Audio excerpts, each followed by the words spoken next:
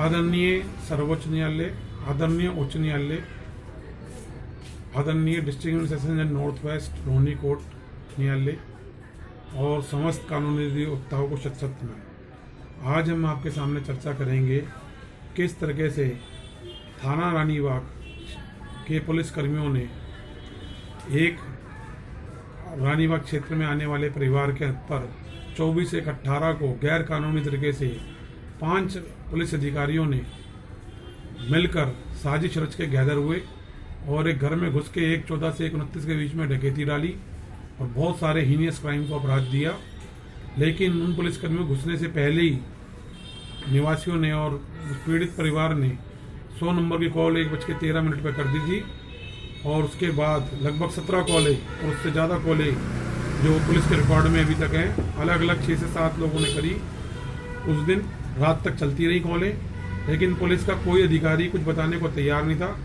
पीड़ित परिवार की तरफ से और पीड़ित के रिश्तेदार और कानूनी अधिवक्ताओं ने भी ये 100 नंबर की कॉल करी और joint CP Sagarpreet Hooda ji, DCP north west Ashok Vihar Aslam Khan और एसीपी सरस्वती राजा बंटिया जी, थाना रानीबाग के पूर्व SHO Parveen Alawat, inspector Alan Saini और तमाम पूरा थाना पद्मावत फिल्म की शूटिंग रिलीज होनी थी, अरेंजमेंट लगा हुआ था। और जब इनके खिलाफ एक वीडियो रिकॉर्डिंग बना ली गई जिसके अंदर इनका गैर कानूनी क्रिमिनल ट्री पास रिकॉर्ड हो गया और इनके सारे ऑफेंस जो हैं 40 मिनट की जो इन्होंने रेकी करी घुसने से पहले वो रिकॉर्ड हो गई। पुलिस की जिप्सी का इस्तेमाल किया DL1CM 4208, PCR अधिकारी ASI जयवीर और कांस्टेबल रोबिन और कांस्टेबल कुलदीप मीना उसके ऊपर ड्यूटी में मौजूद थे, जिन्होंने 1/14 की कॉल अटेंड करी 1:37 से 1:47 के बीच में, लेकिन कागजों में उन्होंने शो किया 1:27 पे। और मैं साथियों ये बताना चाहूँगा कि पीड़ित परिवार ने जब पुलिस ने 154 CRPC के अंदर अपना ड्यूटी परफॉर्म नहीं करी और कई कंप्लेंटें कमिश्नर तक और गृह मंत्रालय तक भी कंप्लेंटें लगाई गई, प्रधानमंत्री कार्यालय तक, DCP अशोक विहार, सब जगह 100 नंबर कॉल, तब सारे प्रयासों के बाद joint CP, national commission for women, Delhi commission for women, सारा वो मास्टरमाइंड जिसे कहने पे ये रेड हुई थी इलीगल और इसके पीछे क्या हिडन एजेंडा था आज तक कोर्ट के सामने नहीं आया। और कोर्ट से लगातार मिसगाइड करते आ रहे हैं ये पुलिसकर्मी, इनकम्प्लीट देते हैं, फॉल्स रिपोर्ट देते हैं, जिसमें कांस्टेबल परवीन यादव पुलिस की जिप्सी और पुलिसकर्मियों की प्रेजेंस इन्होंने छुपाए रखी। इवन इन्होंने क्राइम सीन तक के बारे में प्रॉपर आज तक नहीं बताया। इनिशियल स्टेज पे एक उन्होंने लेडी कांस्टेबल की कंप्लेंट स्टेटमेंट रिकॉर्ड करी SI नवीन ने, जिसके बेस पर DD नंबर 21 से दर्ज करी और DD नंबर 18:10 में दर्ज करी बैक डेट के अंदर, जिसमें उन्होंने साफ साफ झूठ बोला और कई पुलिस सर्विस मंगाई। उन्होंने बताया कि बिलो 10 मिनट्स पुलिस अधिकारी क्राइम सीन के ऊपर मौजूद थे और सड़क के ऊपर उन्होंने दिखाया कि पीड़ित परिवार ने हमला किया, जबकि 1:10 तक पीड़ित परिवार के घर के गेट बंद था। दूसरी बात मैं आपको बताना चाहूँगा, इस सब के हो जाने के बाद ऑलरेडी 40-50 विटनेस थाने के अंदर खड़े थे, 100 नंबर की कॉल कर रहे थे, ज्वाइंट CP से, DCP से, ACP से फ़ोन कर रहे थे, उनको व्हाट्सएप मैसेज कर रहे थे, ईमेल कर रहे थे, टेलीफोनिक कॉल कर रहे थे, SMS कर रहे थे। इन सब के बावजूद पुलिस ने अपनी ड्यूटी 154 CRPC फॉरवर्ड नहीं करी। तब जाके न्यायालय का दरवाज़ा खटखटाया पीड़ित परिवार ने और कई केसेस फाइल करे। जैसे जैसे पुलिस क्राइम करती गई, केस के सामने मिसलेनियस एप्लीकेशन और 156(3) फाइल होती रही। मिसलेनियस एप्लीकेशन एफिडेविट फाइल करके 156(3) में कन्वर्ट होती रही केट के आदेश से। लेकिन ये जानकर आपको हैरानी होगी कि जितनी ज़्यादा इसमें इंक्वायरियाँ हुई बड़े स्तर के ऊपर, विजिलेंस PHQ में, विजिलेंस NWD में, विजिलेंस आउटर डिस्ट्रिक्ट में, थाने रानीबाग में, सभी जगह स्टोरी का टाइम चेंज था।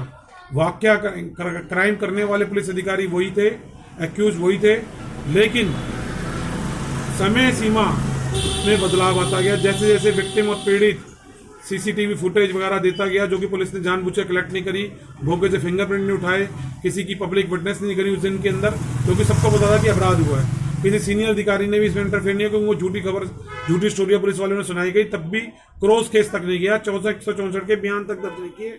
MLC रिपोर्ट के अंदर महिला कांस्टेबल बोलती है कि 1 बजे से पहले उसके ऊपर असल्ट हो गया 1 बजे, जबकि दूसरा पुलिसकर्मी बोलता है कि 1:10 से पहले बात हुआ, 7 से 11 के बीच में पुलिसकर्मी बात कर रहे थे। और ये सारी बातें कहीं भी मेंशन नहीं है। इवन कोर्ट के अंदर 10 स्टेटस रिपोर्ट फाइल करी है, जो 340 CRPC रीडिंग 191 से 95 में क्लियर कट अपराध है। 167 IPC में अपराध किया, सारी फेक DD एंट्रीज की। उसके अलावा इन लोगों ने DK Basu versus state of West Bengal, जो एक ऑनरेबल सुप्रीम कोर्ट जजमेंट है उसका उल्लंघन किया। पीड़ित परिवार को सूचना नहीं दी एफआईआर के बारे में, ना कॉपी रिसीव करी, जबकि सारा परिवार वहाँ मौजूद था। लेडी एक्यूज वहीं मौजूद थी और उसकी बेल अपोज करने कोर्ट में पहुंच गए। और सबसे बड़ी बात थी कि पीड़ित परिवार इसके घर पे पुलिस ने ये हमला किया और रेड करी और क्राइम किए, ये किसको इन्फ्लुएंस करना था? इसमें विक्टिम पुलिस ने जो थ्योरी झूठी बनाई, उसमें विक्टिम एक पुलिसकर्मी को दिखाया और विटनेस एक पुलिसकर्मी को दिखाया। तो जब विक्टिम और पुलिस दोनों ही पुलिस थे, तो क्या विक्टिम की महिला MA BEd करी महिला क्या थाने के अंदर जाके 200 पुलिस वालों को धमकी दे सकती थी, उनको इन्फ्लुएंस कर सकती थी? ये सोचने लायक बात है और शर्म आती है जब इस तरीके के कार्यक्रम ये लोग करते हैं। और जो ईमानदार पुलिस वालों ने जो अपना बलिदान देकर दिल्ली पुलिस का गौरव कायम किया है, अब जब ऊपर से वो नीचे देखते होंगे तो उनकी आंखें आज पानी से लबलबा हो जाती होंगी जब वो इन भ्रष्ट और corrupt police errant police officer के देखते होंगे। ये ड्यूटी के ज्वाइन अपनी शपथ पत्र भी भूल चुके। और मैं ये भी बताना चाहूँगा कि इन लोगों का अपराध यहीं खत्म नहीं होता। जब न्यायालय का दरवाजा खटखटाया तो न्यायालय में इन्होंने झूठी और इनकम्प्लीट रिपोर्टें दी, जिसके ऊपर भी आज तक कोई आदेश नहीं पास हो सका।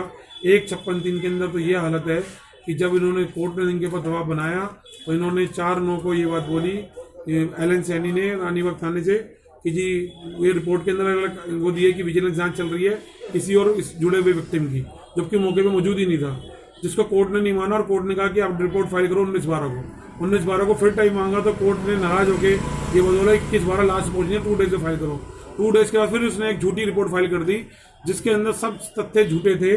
जिसके बाद उन्होंने एक 3/1/19 को विक्टिम परिवार ने 4 फोटोग्राफ दिए जिसमें नजर आ रहा था कि 6 पुलिसकर्मी और किस तरह का उनका आचरण था, और RTI के रिप्लाई पेश किए जिसमें ACP PG एंड उन्होंने 15 दिन 18 को ज्वाइंट CP सागरपुर हुड्डा जी के आदेश से 7 दरोगा के आदेश पर इंक्वायरी करी। उसको 7/5/18 को DCP AK लाल, एडिशनल DCP AK लाल, नॉर्थ वेस्ट अशोक बिहार ने PG दिल्ली गवर्नमेंट को भेज दिया झूठे तथ्यों के साथ, जो कि एक अपने आप में बहुत बड़ा अपराध था।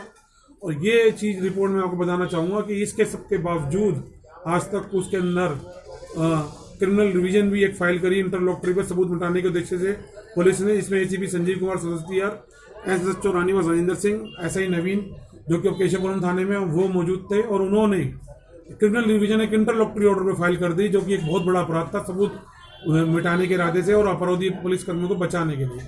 वो भी 166, 218, 201, 120 भी 34 में अपराध था। आज तक तो भी कोई एक्शन नहीं हुआ। इसके बाद विक्टिम ने दोबारा न्यायालय द्वारा CBI कोर्ट, आदरणीय CBI कोर्ट ने आदेश पारित किया कि इस मैटर को 24/1/19 को सुना जाए, लेकिन इनकी डायरेक्टिव टैक्टिक्स की वजह से 19/1/19 को उसको कोर्ट को सुना गया 101 नंबर कोर्ट में। फिर CBI कोर्ट का क्लियर आदेश था कि 24/1/18 को 101 नंबर कोर्ट ACM साहब सुनेंगे, लेकिन 19/1 को वो मैटर सुन लिया गया।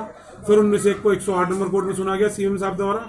फिर 109 नंबर कोर्ट को 22 तारीख को और 24 तारीख को सुना गया 109 नंबर कोर्ट में। ये बहुत बड़ा एक अपराध मैं तो मानता हूँ, ये एक कोर्ट का ऑर्डर, इसका ही वायलेशन सीनियर CBI कोर्ट का वायलेशन नीचे की कोर्ट ने नहीं माना न्यायालय रोहिणी में। और आज तक इस केस के अंदर साथियों में आपसे चर्चा करना चाहूंगा कि ना तो क्राइम सीन पुलिस आज तक बता पाई कि बिलो 10 मिनट्स के अंदर क्या क्राइम हुआ इंसिडेंट पे, और हमेशा बात के अंदर समय पलटता रहा, कहीं 30 मिनट, कहीं 40 मिनट, कहीं 50 मिनट। चार्जशीट में कुछ कह रहे हैं, कहीं कुछ कह रहे हैं, कहीं कुछ कह रहे हैं, और 30 से ज़्यादा हियरिंग हो गई। CBI न्यायालय के द्वारा जो आदेश पास हुआ था उसके बाद अब तक 18 हियरिंग हो चुकी, लेकिन आज तक न्यायालय से कोई आदेश पास नहीं हुआ, कोई न्यायालय में फाइल ही नहीं मिलती। और इसका certified CA branch 303 number court में लिखित रिकॉर्ड भी दे दिया 13 नंबर कोर्ट के अंदर कि भाई विक्टिम को की फाइल मिसप्लेस्ड है। बहुत बड़ा अपराध है और बहुत बड़ी समस्या है। और 154 में भी ना तो कोई अभी तक ऑफेंस पुलिस FIR के अंदर रजिस्टर कर सकी, कन्वर्ट कर सकी उस बात को, और ना ही माननीय न्यायालय से भी अभी तक कोई ऐसा आदेश पारित हो सका।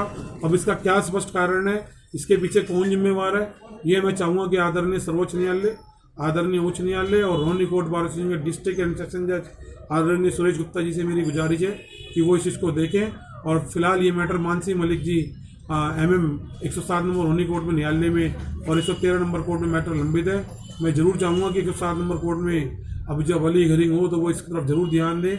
और उन कोर्ट के रीडर और एलएमएस से भी मेरी गुजारिश है कि वो कम से कम एक इंडेक्स बना के आदरणीय जज साहब के सामने फाइल रखें, ताकि वो टाइटल वाइज देख के इसके ऊपर आर्गूमेंट को जो कि ऑलरेडी हो चुकी है उसके ऊपर ऑर्डर पास कर सके और जो भी है इसको डिसाइड कर सके, ताकि फर्दर कानूनी कार्रवाई सेशन कोर्ट और आदरणीय उच्च न्यायालय द्वारा हो सके।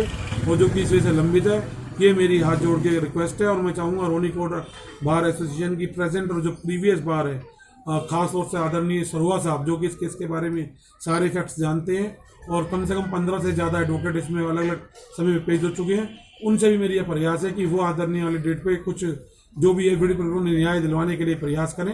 और डिस्ट्रिक्ट एसोसिएशन नॉर्थ वेस्ट से भी मेरी ये गुजारिश है कि वो कोई डायरेक्शन पास जरूर करें, ताकि नीचे ये जो 107 नंबर के जो स्टाफ है ये एक इंडेक्स बना के डायरेक्ट जज साहब के सामने फाइल पुट अप कर सके और पुलिस को बाउंड कर सके कि पुलिस समय के ऊपर पहुंचे कि 19/2/19 के बाद सिर्फ 26/11 को एलन सैनी जो आईयू है इस केस में वो पहुंचे, वो भी ये नहीं बता सके, क्योंकि 19/11/2020 को जज साहब नहीं आई, चेंज हुई थी, सुशील मलिक जी हैं, मानसी मलिक जी, तो उसके बाद 26/11 कोई ऑर्डर पास होता नहीं, क्योंकि नया जज होता है तो पहले फाइल देखता है। इसी बात का फायदा उठा के वो उस दिन पेश हुआ और उसके बाद फिर नहीं पेश होती।